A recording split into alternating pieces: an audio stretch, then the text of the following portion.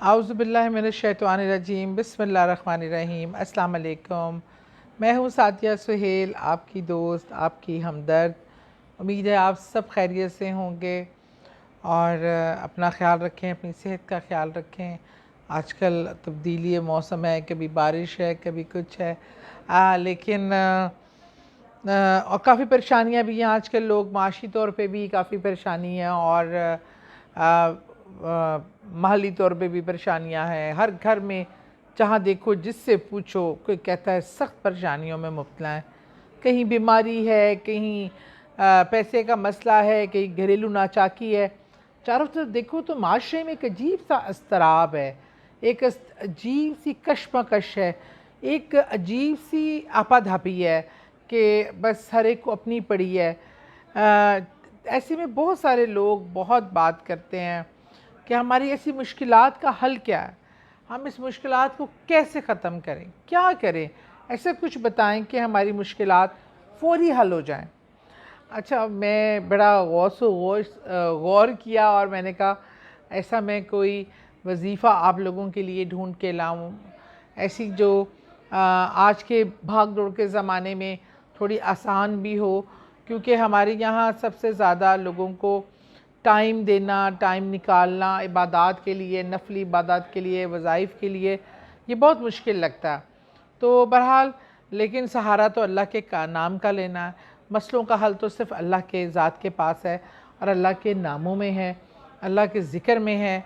تو آج جو میں آپ کو وظیفہ بتانے جا رہی ہوں، یہ وظیفہ ایک چمتکار ہے، ایک ایسا کلام ہے، ایک ایسا ہے کہ اس کو آپ کا طریقہ انتہائی آسان، انتہائی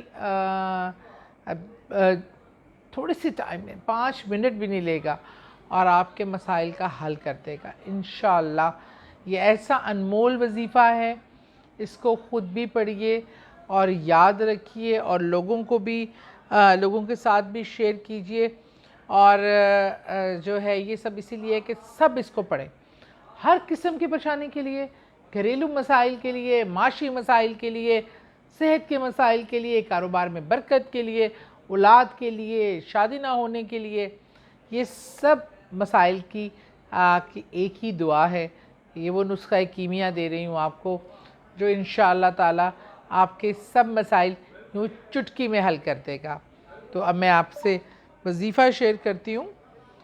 آپ نے 2 رکعت نماز پڑھ کر، ایک ہی دن میں کرنا ہے یہ، 2 رکعت نماز پڑھ کر اپنی حاجت، اپنا ایشو، اپنی پرابلم، جو بھی مشکلات سے سخت اس کو اس کے خاتمے کے لیے، اس کو درست کرنے کے لیے آپ نے اللہ کے حضور خوش و خضوع سے دعا کر کے، نیت کر کے، تو آپ نے 3 بار، یہ ایک کلمہ ہے، ایک ذکر ہے، آپ نے 3 بار اس کو پڑھنا ہے اور دعا مانگ لینی ہے۔